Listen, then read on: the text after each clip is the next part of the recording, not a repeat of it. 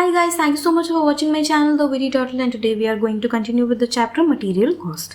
So the very first question that we are going to take up today is illustration number 19, and the question says, from the details given below you have to calculate four things: reorder level, maximum level, minimum level and danger level, right? यहाँ पर आपको क्या क्या given है?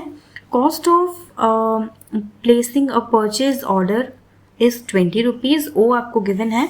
Number of units to be purchased during the year is 5,000. That is your annual demand, or A. Price per unit inclusive of transportation cost is 50 rupees.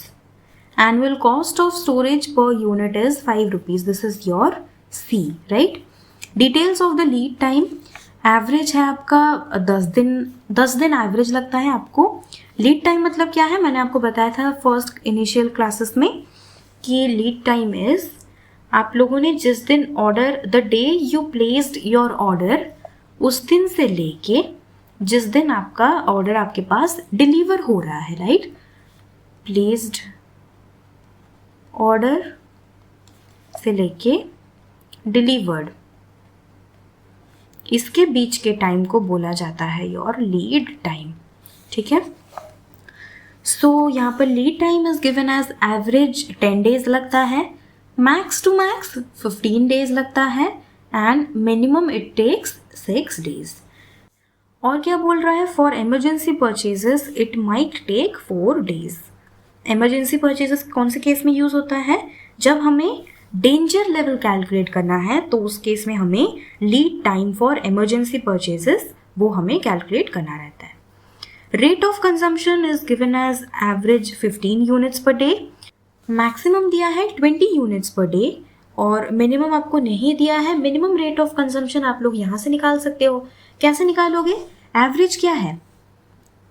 Minimum plus maximum is your 20 divided by 2 equals to average. Average है आपका 15. So minimum कितना हो जाएगा? 15 into 2 minus 20, that is 10 units per day. ठीक है.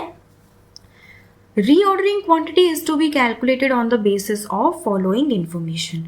Reordering quantity कितना होगा, ये कैलकुलेट करने के लिए सबसे पहले we need to calculate economic order quantity, EOQ. EOQ का फॉर्मूला क्या है? 2AO डिवाइडेड बाई C, उसका रूट ओवर. ठीक है. 2 into A is given as 5000 into O दिया है आपको, डिवाइडेड बाय C भी दिया है आपको 5. इससे आपका EOQ निकल गया, that is 200 units. Minimum rate of consumption निकाल लिया हम लोगों ने. अब हम लोग सीधे ये सब कैलकुलेट करना स्टार्ट कर लेंगे. ठीक है. रीऑर्डर लेवल क्या बोल रहा है? रीऑर्डर लेवल का फॉर्मूला क्या है? Maximum usage per day into maximum reorder period.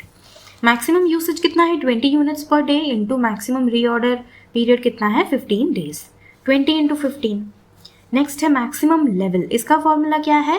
ROL यानी कि reorder level plus reorder quantity minus minimum rate of consumption into minimum reorder period.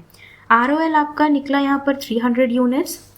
फिर रीऑर्डर क्वांटिटी अभी हम लोगों ने EOQ निकाल लिया, minus minimum rate of consumption कितना है, ये हमने कैलकुलेट किया है 10 units per day, multiplied with minimum reorder period. Minimum reorder period कितना है? 6 दिन, राइट? नेक्स्ट है आपका मिनिमम लेवल. इसका भी फॉर्मूला जो है दिया है और आप लोग इजीली कैलकुलेट करके निकाल सकते हो. फिर है क्या? फिर यहाँ पर बोल रहा है डेंजर लेवल. डेंजर लेवल का क्या फॉर्मूला है? Average consumption into lead time for emergency purchases. Average consumption क्या है आपका? C 15 यूनिट्स पर डे, और आपका जो lead time for emergency purchases that is 4 days. So your danger level will be 15 into 4, that is 60 units, right? 60 units आ गया आपके पास. तो ये क्वेश्चन बहुत ही इजी था. नेक्स्ट हम लोग देखते हैं इलस्ट्रेशन नंबर 20. ये क्वेश्चन जो है बहुत बार एग्जाम में आया है. ये एग्जैक्ट नंबर के साथ कभी कभी आया है, कभी कभी नंबर चेंज करके आया है, लेकिन बहुत बार एग्जाम में आया है. ठीक है. सो क्वेश्चन बोल रहा है, Messrs tube limited are the manufacturers of picture tubes for TV. The following are the details of their operation during the year 2015. Average monthly market demand is given as 2000 tubes. ठीक है. Ordering cost दिया है आपको यहाँ पर 100 rupees per order. Inventory carrying cost is given as 20% per annum. Cost of tubes आपको दिया है 500 per annum.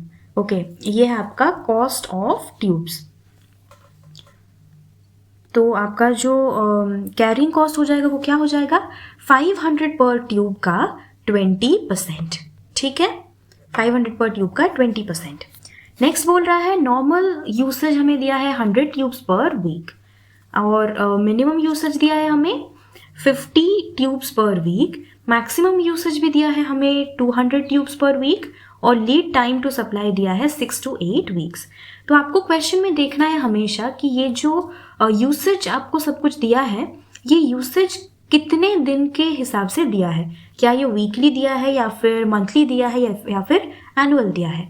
क्योंकि यहाँ पर वीकली दिया है तो हम लोग क्या करेंगे, तो यहाँ पर जो एनुअल डिमांड है वो हम लोग कैसे कैलकुलेट करेंगे.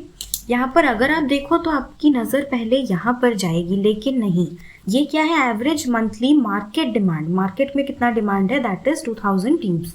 लेकिन नॉर्मल यूसेज कितना है, नॉर्मल यूसेज है आपका 100 ट्यूब्स पर वीक. ठीक है, एक वीक का आपको नॉर्मल यूसेज दिया है. सो आपका एनुअल यूसेज कितना होगा, एक साल में कितने वीक्स होते हैं 52 वीक्स. तो यहाँ पर आपका ए हो जाएगा 100 tubes per week multiplied with 52 weeks in a year. So 5200 tubes. Right, समझ में आया. और आपको क्वेश्चन में क्या क्या पूछ रहा है, आपको सबसे पहले EOQ कैलकुलेट करना है. Right, if the supplier is willing to supply quarterly 1500 units at a discount of 5%, तो क्या आपको एक्सेप्ट करना चाहिए या नहीं, ये चीज़ आपको ध्यान में रखना है. एंड सो सप्लायर जो है अगर आप क्वार्टरली उनसे 1500 यूनिट्स ले रहे हो at a discount of 5%. Right, तो हमें ये वी हैव टू कैलकुलेट कि whether it is a cost effective proposal और नॉट. Second, you have to calculate reorder level and minimum level of stock. और क्या निकालना है, maximum level of stock. Right, so let's start with the solution. आपका normal usage per week है 100 multiplied with 52 weeks in a year. So हो जाएगा 5200 tubes आपका annual demand. Right, फिर आपको बोल रहा है ऑर्डरिंग कॉस्ट पर ऑर्डर कितना होगा, वो आपको क्वेश्चन में ऑलरेडी गिवन है दैट इज 100 रुपीज़. फिर आपको कैरिंग कॉस्ट जो है वो दिया है 20% ऑफ द कॉस्ट. सो वो कितना हो जाएगा 500 रुपीज़ है कॉस्ट, इसका 20% will be how much, same 100 rupees per unit per annum. Right, अब हमारे पास AOC तीनों हैं, so we can easily calculate EOQ. EOQ will be how much, 2AO by C root over 2, and A is your 5200 into ordering cost is your 100 rupees by 100. सो यहाँ पर क्या हो जाएगा, ये दोनों कैंसिल आउट हो जाएंगे एंड आपको स्ट्रेट कैलकुलेट करना है इसका रूट ओवर. इसका root over is coming as 101.9. We can round it off as 102 tubes. Right, अब हमारा जो फर्स्ट क्वेश्चन है, if the supplier is willing to supply 1500 units at a discount of 5%. So you should accept the proposal or not. So the very first thing that we have to do is we have to calculate the total cost, right? Total cost when your order size is how much? एक बार में आप you're going to order how many tubes? 1500 tubes. Total cost for this much of order size. So first you need to calculate purchase cost plus your ordering cost,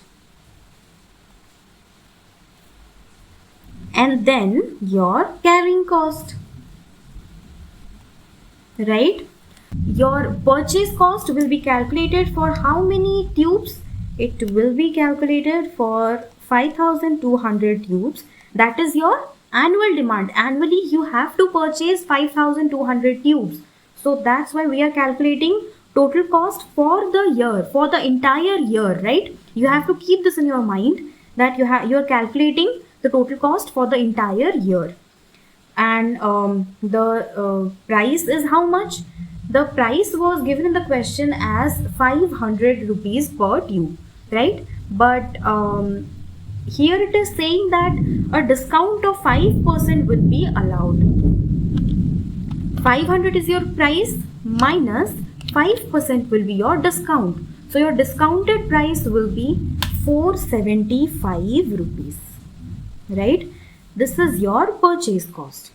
Coming to your ordering cost, एक बार order करने पे आपका कितना आता है ordering cost? 100 rupees multiplied with number of times you are placing the order. So you have to purchase 5200 tubes, and at one time you are purchasing how many tubes? This much of tubes, right? And your carrying cost will be how much? Your carrying cost will be your order size, that is 1500 divided by 2, right? क्योंकि ये हम लोग average stock का कर रहे हैं, multiplied with your carrying cost. Carrying cost will be how much? We have calculated 100. Will it be applied here? No. Why no? Because we are calculating the carrying cost on the cost of the material, right? But here your cost is how much? Your cost is 475. You need to keep this in your mind that this carrying cost is not the same for every material, every case, right? 475 uska 20%. Now let's start calculating. 5200 into 475, this will be 24,70,000 plus this will be how much? 5200 divided by 15, 15. It will be 346.67 plus this will be how much? 1500 into 475 into 20% by 2. Rupees 71,250. When we will add up all these numbers, it will be, the total cost will be 25,41,596.67, right? You got your answer for the first point. This is your answer. So you understood and you got your answer that what will be the total cost if we accept this proposal. But now we have to take the decision whether to accept the proposal or not. So for that, we need to calculate what will be the total cost if we if we place the order of the raw material at our EOQ. EOQ जितना निकला है उसमें अगर हम लोग अपना order place करेंगे तो हम लोग का टोटल कॉस्ट क्या होगा? इससे कम होगा या ज़्यादा होगा, right? So at EOQ, that is 102 units, what will be your total cost? So your purchase cost will be how much? Same, 5200 into, sorry, this is tubes, multiplied with, what is the price for this number of units? It will be 500 rupees. ये जो discount of 5% वाला case था, this is only valid for if you are purchasing 1500 units at a time, right? This is not applicable here. So your purchase cost will be, this will be I think 26 lakhs. Yeah, right, 26 lakhs. And then you have to add the ordering cost. How much will be your ordering cost? It will be 100 rupees into 5200 by 102. Let's calculate how much is it coming. Divided by 100 and, sorry, this is 102. Oh, it is coming as 5098 rupees. Next is how much your carrying cost. Carrying cost will be carrying cost will be, यहाँ पर जो आपका carrying cost है हम लोग 100 rupees per annum per unit लेंगे. वो इसलिए लेंगे because the purchase price of the material is not getting change here. It is 500. So 500 का 20% will be 100 rupees, right? So your carrying cost will be order size by 2, that is this much, into 100 rupees. This 100 rupees कहाँ से आया? आपका जितना cost है उसका 20% will be your carrying cost, right? Calculate this. अरे this is to 51 multiplied with 100. So ये कितना हो जाएगा? 5100. You have to add all of these. 51 plus 5098. ये कितना हो जाएगा? 26,10,198, right? राइट, इतना आ गया आपका total cost. So when you look at these two numbers, what can you identify? You can conclude that this offer should be accepted. Why? Because the total cost is less in this case. If you're if you're placing the order at your EOQ, that har bar you are ordering 102 units every time. So that is not so cost effective for you. So that's why this offer should be accepted, right? Next question में क्या बोल रहा है? Next question में आपको reorder level पूछ रहा है, ठीक है? ये हम लोग बुक से देखते हैं. Question में आपको फिर पूछ रहा है reorder level. So reorder level का क्या फॉर्मूला है? Maximum consumption into maximum reorder period. Maximum consumption is your 200 units into maximum reorder period, right? यहाँ पर एक बहुत important चीज़ है that you have to make sure that both are in weeks or months. That means ये जो दोनों है ना, ये दोनों weeks में ही होना चाहिए, मतलब same unit में होना चाहिए. Both have to be in the same unit. See here you can see the lead time to supply is in weeks. And your maximum usage is also given per week, right? So in that case, your calculation is right. Next, the question is asking for minimum level of stock. What is the formula for minimum level of stock? Reorder level minus normal usage into average reorder period. So here we have calculated the reorder level, that is 1600 units, minus your normal usage is how much? 100 units. Multiplied with your average reorder period, that is 7 weeks. So your answer will come 900 units. Next, the question is asking about maximum level of stock.